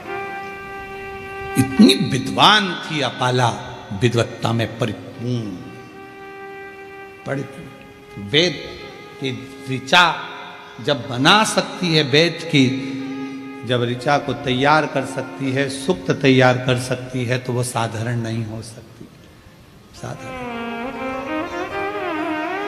अब आंतरिषि ने देखा कि बेटी का शरीर बहुत बिगड़ रहा, रोग बहुत ज्यादा हो गया, चर्म रोग बहुत ज्यादा फैल गया, क्या करूं? तब आंतरिषि ने कहा कि बेटी, क्या तूने, इंद्रदेव ने कहा था तो तूने क्या शंकर भगवान की साधना नहीं करी? करी, मैंने तप करा, साधना करी, उसी से तो मेरा विवाह हुआ था। फिर ये शरीर में रोग। आखिरी में इंद्रदेव स्वयं कैलाश पर्वत की ओर चले गए, अपाला को देखकर कि इसका शरीर बिगड़ रहा, शरीर बिगड़ रहा। पूरी दुनिया की पहली स्त्री थी, पहली कन्या थी देवताओं में जो विद्या के प्रति इतनी जागरूक थी। आज के जमाने में लोग बेटियों को पढ़ाने से पहले विचार करते हैं कि पढ़ाएं ना पढ़ाएं, इतनी पढ़ ली बहुत है। पहली बेटी थी आंतरी ऋषि की बेटी अपाला, जो विद्याध्ययन में प्रखर थी, जो वेद में भी अपनी ऋचाओं को, सुक्त को प्रदान कर देती थी, वो अपाला थी। इंद्रदेव ने कैलाश पर्वत पहुंचे, शिव जी तो कैलाश पर मौन होकर बैठे थे। किससे कहें कि अपाला को एक रोग है और अपाला मुझे भजती है और मैं जाऊंगा नीचे उससे मिलने के लिए तो मुझसे वर मांगेगी। एक बार मैंने उसको साधना बता दी थी, पर उसके बाद उसका विवाह तो हो गया था, फिर तकलीफ, शरीर में रोग है। इंद्रदेव पहुंचे देवादिदेव महादेव के पास में, शंकर भगवान मौन थे, नंदी बैठे थे। नंदी शिव जी की ओर निहार रहे, शंकर जी की, बोले कुछ नहीं। इंद्रदेव ने जाकर अपाला से कहा, अपाला अगर तेरे शरीर में रोग है तो तू भी एक काम कर, कुछ मत कर, शिव जी को निहार। नंदी हमको प्रेरणा देता है। शंकर भगवान के मंदिर में जो नंदी की स्थापना होती है शिव मंदिर के बाहर, वो हमको प्रेरणा देता है कि इधर उधर ना झांकते हुए शंकर पर दृष्टि लगा लो, वो तुम्हारी सृष्टि बदल देगा, वो तुम्हारी जिंदगी बदल देगा। वो नंदी सीख गया। पर हमारी आदत बुरी है, हम मंदिर जाते हैं तो 10 जगह पर ध्यान लगाते हैं, हम कथा में भी जाएंगे तो 50 जगह हमारा ध्यान जाएगा, अगर मंदिर भी जाएंगे तो 50 जगह ध्यान जाएगा, तीर्थ जाएंगे तो 50 जगह ध्यान जाएगा। यहां तक शिव महापुराण की कथा कहती है कि यदि आप काशी विश्वनाथ जी का दर्शन करने के लिए काशी में पहुंचे हो तो सबसे पहला लक्ष्य तुम्हारा यह होना चाहिए कि मुझे विश्वनाथ जी से मिलना है, मुझे बाबा का दर्शन करना। कृष्णेश्वर बेलूल गयो, मुझे शिव जी का दर्शन करना। मुझे भीमा शंकर गयो, भीमा शंकर, मेरी मासी के यहाँ बाद में जाऊंगी, दूसरे मंदिर बाद में जाऊंगी, पहले सबसे पहले मुझे जाना है तो मेरे बाबा के यहाँ जाना, जिससे मिलने के लिए आई। आप लोगों ने कथा में सुना कि नहीं सुना? हमने एक बार कथा में कहा था कि आपके घर के पास में अगर शंकर जी का मंदिर है, आप वहां जा रही हो ना, आपकी पड़ोसन कितनी भी अच्छी आपकी बेस्ट फ्रेंड है, आपके रिश्तेदार रहते हो, कुछ भी रहता हो, पर आप शंकर जी के मंदिर से जब वापिस आओ तो किसी के दरवाजे पर रुकना नहीं, सीधे अपने घर पर आना। क्योंकि शिव जी को जब जल चढ़ाकर लोटा जो लेकर जाते हो, पानी का लोटा लेकर जाते हो, कलश लेकर जाते हो, एक लोटा जल लेकर जाते हो, जब शंकर भगवान को चढ़ाते हो तो शिव जी ने लक्ष्मी को वर दिया था भगवान नारायण को देने से पहले कि लक्ष्मी जो मेरे मंदिर में आकर एक लोटा जल चढ़ाएगा उसका पात्र खाली नहीं जाना चाहिए, उस पात्र में तुम बैठकर उसके घर तक जाओगी। अब मालूम पड़े हम पड़ोसी के यहाँ रुक गए, बहन के यहाँ रुक गए, रिश्तेदार के यहाँ रुक गए, नातेदारों के यहाँ रुक गए, वहाँ बैठकर बात करने लगे तो अपना जल की जो लक्ष्मी होती है, पात्र की जो लक्ष्मी होती है, वहां रुक जाती है, उस पात्र को लेकर घर तक। कुबरेश्वर धाम पर लोग आते हैं, जितने लोग कुबरेश्वर धाम आते हैं हम उनसे भी कहते हैं कि आप आए हो तो बाबा से मिलने के लिए। ऑटो वाला कहेगा हम तुम्हें यहाँ ले चलेंगे, ऑटो वाला कहेगा, गाड़ी वाला कहेगा हम तुम्हें वहां ले चलेंगे, बहुत सारे मंदिर है हम यहाँ घुमाए वहां घुमाए, ये करे वो करे। उससे एक बात कह दो, हे भैया मैं मेरे बाप के घर आई हूँ, कुबरेश्वर धाम आई हूँ, अपने मायके आई हूँ, पहले मुझे वहां लेकर चलो, मेरे बाबुल के पास, मेरे पिता के घर, पहले उससे मिलूं। उससे अगर मैं जाकर प्रार्थना करूंगी और जो बाप देता है, फिर तो तुम सब, पिता जिंदा है ना, माँ जिंदा है ना, तब तक मायके से जो मिलता है वो दिल से मिलता है। माँ बाप जाने के बाद भाई है, भाभी है, हमारा इनसे रिश्तेदारी खराब नहीं है, भाभी भैया से हो, ये भी है, पर तुम जाओगी ना तो सोच कर दिया जाएगा, दीदी को ये दूं कि ना दूं, ऐसा दूं कि ना दूं, लिफाफा कितने का दूं, भांजे आए हैं, भांजी आई हैं तो उनको क्या दिया जाए, क्या सोचना पड़ेगा। पर माँ बाप सोचते नहीं है, माँ बाप से नहीं पूछती कि बेटी को दूं कि दूं, पापा नहीं पूछते कि बेटी को दूं कि दूं, माँ बाप है, उठाया दे दिया, घर में उसका भी तो हिस्सा है, उठाया दे दिया।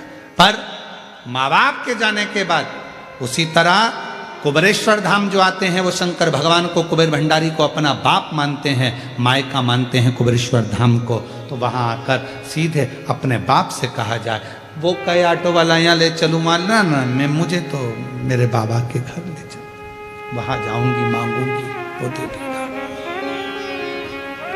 और तेरे दरबार की बाबा निराली शान देखी है, तुझे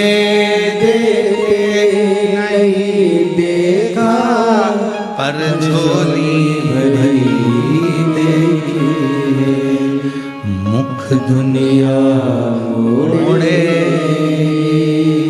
बाबा तू मुखड़ा मैनू लगी परीती बाबा तू मुख दुनिया मोड़ेगी बाबा तू मुखड़ा। मेरी जो प्रीत लगी है वो ना टूटे, मुखड़ा दुनिया मोड़े, मोड़ने दो, संसार मुखड़ा मोड़े, मोड़ने दो, नाते रिश्ते छूटे, छूटने दो, पर तू ना छूटे। अंत समय प्रभु आना पड़ेगा, और वचन दिया तो निभाना पड़ेगा। तो मुखड़ा है वो ना मोड़ा जाए, शिव कृपा करे करुणा करे। मुझे नहीं था, मैं कहां जाऊं। नंदी हमको प्रेरणा दे रहा है शंकर जी के मंदिर के बाहर बैठ करके, कहीं ध्यान मत दो, शिव पर ध्यान दो, शिव पर। ध्यान का बड़ा महत्व है महाराज जी, बहुत ध्यान लगाना इस बात के लिए। मोबाइल पे भी समझ में आ जाता है कि तुम्हारा दिल कहां है। पत्नी पति से बात करती है ना, तो कह देती है बात में, मैं तुमसे बात कर रही हूं, तुम्हारा ध्यान कहां है। इतनी दूर वो मायके और तुमसे बात कर रही है, तो कह रही है कि तुम्हारा ध्यान कहां है, मैं तुमसे बात कर रहा हूं। फिर पति पति सूझ में आता है, आज मैं तेरे से तो कर रहा हूं। और मालूम पड़ा था लैपटॉप पे लगा हुआ था, ध्यान वहां था, हॉट काम पर लगा हुआ, मित्रों से गप्पे मारने में लगा, और फोन आ गया पत्नी का। पत्नी तुरंत पहचान जाती बात करने के तरीके से, तुम्हारा ध्यान कहां है।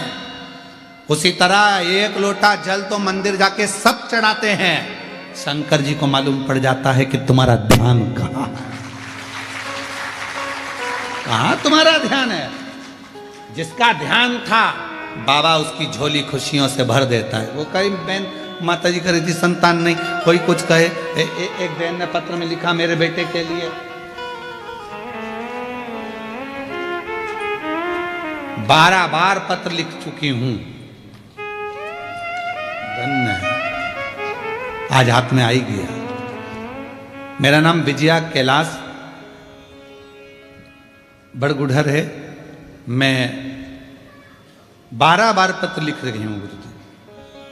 बड़ा लड़का यूएसए के लिए तैयारी कर रहा था पर हो नहीं पा रहा था, बहुत तकलीफ आई, आखिरी में उसने हिम्मत छोड़ी।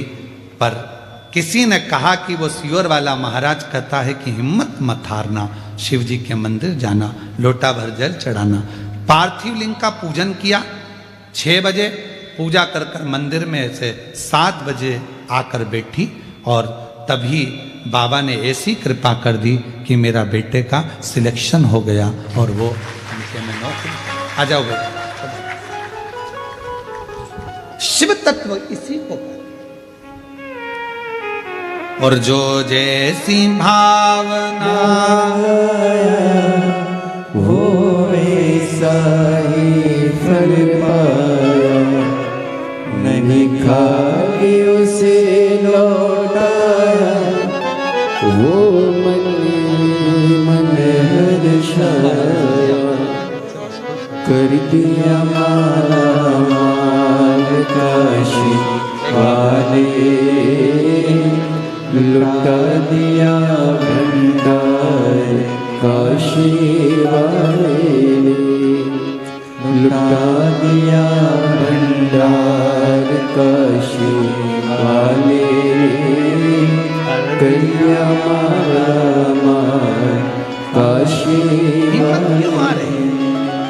शिव पर ध्यान केंद्रित करो। लोटा भरकर जल सब चढ़ाते हैं, जैसे पत्नी पति से कहते तुम्हारा ध्यान कहां है। शंकर जी समझते हैं तुम्हारे एक लोटे जल को।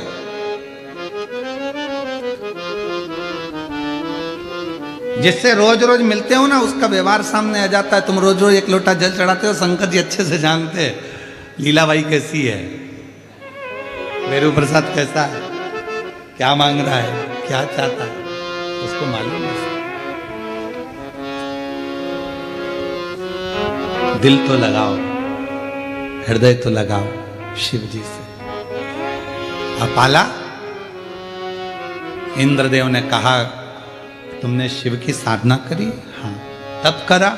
हाँ, मेरा विवाह हुआ, पर ये रोग ठीक नहीं हुआ। इंद्रदेव ने कहा शिव पर ध्यान केंद्रित कर लो। एक दिन अपाला बैठी थी, अब उसका मन कहीं नहीं लगता, क्योंकि दुनिया की दौलत अगर तुम्हारे पास में है और तुम्हारा शरीर अगर ठीक नहीं है तो वो दौलत किसी काम नहीं। प्रथम सुख निरोगी आएगा।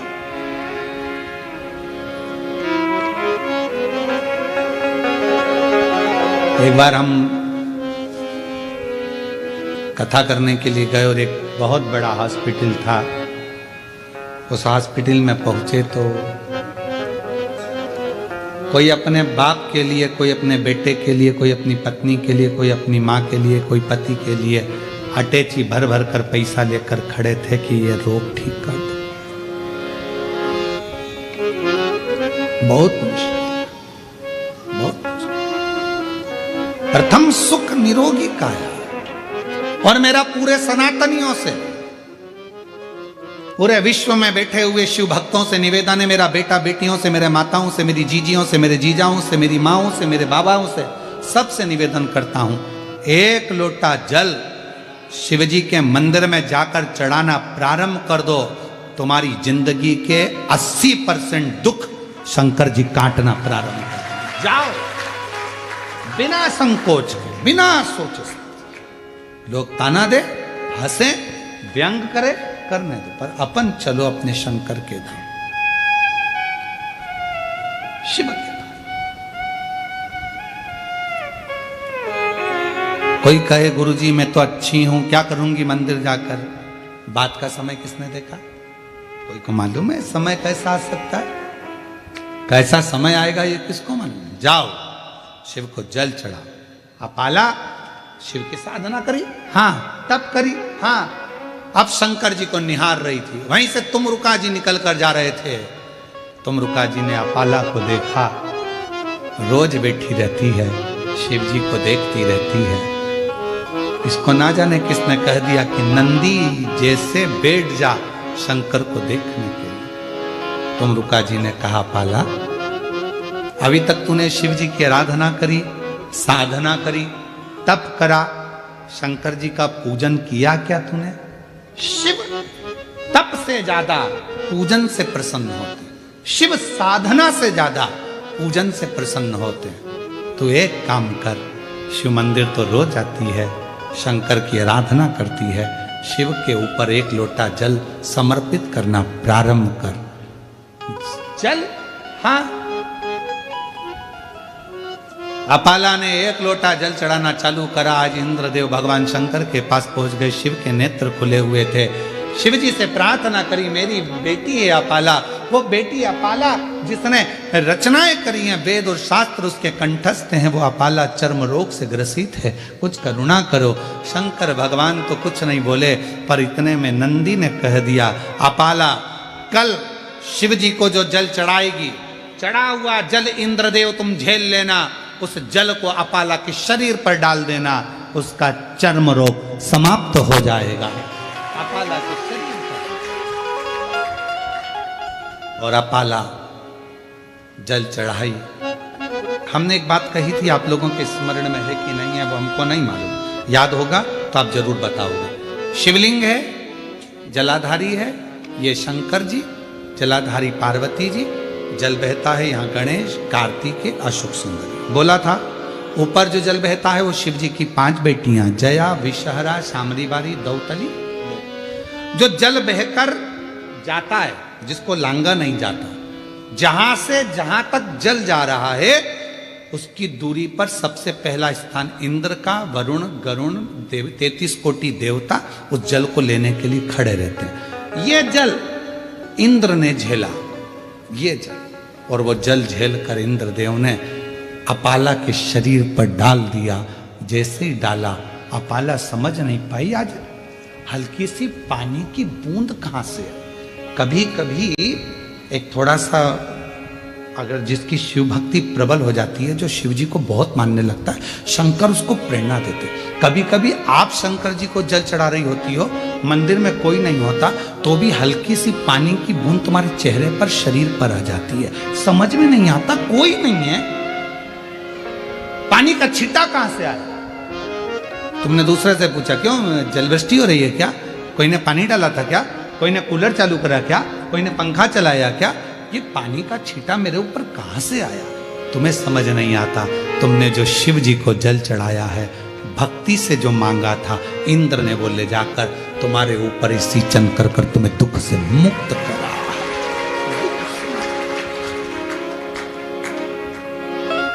ये शिव भक्ति की सीढ़ी बाई सीढ़ी जब हम चढ़ते हैं, शंकर भगवान की आराधना करते रहते हैं, आराधना करते करते शंकर पर जल चढ़ाते चढ़ाते जब हम कुछ नहीं करते, ना हमें तप आता, ना साधना आती, ना व्रत आता, ना उपास आता, हम कुछ नहीं जानते, केवल एक लोटा जल जानते हैं। और वो एक लोटा जल जब यहाँ अपाला को निहाल कर सकता है और चर्म रोग से मुक्त कर सकता है, तो वो एक लोटा जल हमारी जिंदगी को सार्थक कर सकता है। हल्की सी पानी की बूंद तो आती, हल्की सी एक बूंद कहीं छोटी सी आ गई, छू गई, तुम तो जल चढ़ाकर बैठे थे, प्रणाम कर रहे थे, नमन कर रहे थे, शिव मंदिर में थे, कोई नहीं था, फिर भी वो जल कहां से आ गया? वो इंद्र लाता जो जल तुमने शरीर को छू। कभी कभी ऐसा होता है, हवा बंद थी, बिल्कुल बंद हवा, और तुमने देवाधिदेव महादेव को दिया लगाने के लिए जलाना प्रारंभ करा और हवा चली। वरुण आया, वरुण आया, वो दीप को बुझाने के लिए नहीं, तुझे आशीर्वाद देने के लिए कि तूने मेरे मंदिर में प्रकाश किया है, तेरी जिंदगी में आज प्रकाश था। हम समझ नहीं पाते कि शिव तत्व, हम तो सोचते शंकर जी आएंगे, डमरू लेकर आएंगे, त्रिशूल लेकर आएंगे। अरे ऐसे शंकर जी आ गए तो तुम आटा देकर विदा कर दोगी, एक कटोरी आटा दे दे इसको, पहचान थोड़ी ना पाओगी। यशोदा मैया भगवान शंकर जी को नहीं पहचान पाई थी। अली गली में शोर मचावे, चले सदा शिव गोकुल में, पहचान नहीं पाई। उनको लगा कि कोई आया। रास की लीला में भगवान शंकर को कौन पहचाना? शिव को नहीं जानता, केवल भगवान कृष्ण ही पहचाने थे कि ये गोपी नहीं, ये शिव है। यशोदा जी नहीं पहचान पाई कि ये शंकर भगवान है। तो संसार का मनुष्य जब भगवान नहीं पहचान पा रहे तो हम कैसे पहचानेंगे कि ये भगवान है? दिया लगा रही हो, हवा का झोंका, तुमने बेलपत्र चढ़ाई, चढ़ाते से ही पीछे से कोई आई, बेलपत्र को उठाया, नीचे रख दिया, जल चढ़ा दिया, तुम नाराज हो रही हो? नहीं, शिव का गण है भृंगी, एक क्षण के लिए आता है, शिव जी पर जो चढ़ा होता है वो उठाकर पार्वती जी को दे जाता है, जलाधारी पर रख देता है, जल चढ़ाता है और निकल जाता है। तुम उसका चेहरा ही देखते, कौन थी? मैंने अभी चढ़ाई और जी उठा के रख दी, अब तुम गुस्सा हो रही, मैंने चढ़ाई, तूने पूरा श्रृंगार बिगाड़ दिया। नहीं, भृंगी का काम ही यही है, आता है एक क्षण में शिव जी से मिलने के लिए। क्या करा था? आपको, आपने भृंगी की कथा सुनी होगी, क्या करा था? पार्वती जी पास में बैठी थी, तो उसने देखा मैं पार्वती जी की परिक्रमा नहीं करूंगा, मैं तो शंकर जी को मानता हूं, तो बीच में से निकलने लगा, तो पार्वती जी और खसक गई। भृंगी को लगा और पास में आके, तो भंवरे का रूप रखकर बीच में से निकलने लगा, पार्वती जी गोदी में आके बैठ गई शंकर जी। अब भृंगी को लगा परिक्रमा कैसे करूं, तो बीच में से निकल रहा था, पार्वती जी ने उसको रोक दिया, रोक। तब से भृंगी ने हाथ जोड़कर कहा, जो तुम पर शिव जी पर रहेगा सब पार्वती जी को मिलेगा, क्षमा करना माँ। भृंगी का काम क्या? ऐसी कई माताएं आती हैं, पूजन करते करते मैं वहां कर बेलपत्री चढ़ी थी, सब उतार कर नीचे रख दी, जल चढ़ाया, वो चली गई त्रिपुंड लगाकर, हम गुस्सा हो गए, बताओ मैंने तो अभी पूजन करी थी, अब भी हाल जल चढ़ाया, अब भी हाल बेलपत्री चढ़ाई। अरे आई क्यों? तेरे टाइम पर क्यों? रोज तो लेट आती थी जब तू चली जाती थी, आज तेरे टाइम पे आई है, मतलब वो नहीं आई है, भृंगी आया उसके रूप में और चढ़ाकर चले गया है, स्वीकार करा है, स्वीकार। हम पहचान नहीं पाते। अपाला रोग मुक्त हो गई, शरीर का रोग, चर्म रोग समाप्त हो गया। शिव का चढ़ा हुआ जल हमारे कई रोगों को समाप्त कर दिया। पति को मालूम पड़ा कि मेरी, पुरुषाश्वा को मालूम पड़ा कि मेरा पत्नी ठीक हो गई, वो आ गया, उसको लेकर चला। समय आया, आगे कथा कहती है, देवराज नाम का ब्राह्मण शिव मंदिर में प्राणों को बेलपत्र के वृक्ष के नीचे त्याग देता है, शरीर छूट जाता है, शिव उसको ले जाते हैं। बिंदुक नाम का ब्राह्मण, जिसकी धर्म पत्नी चंचुला देवी पति के प्राण त्यागने पर उसके लिए भगवान देव अधिदेव महादेव ईश्वर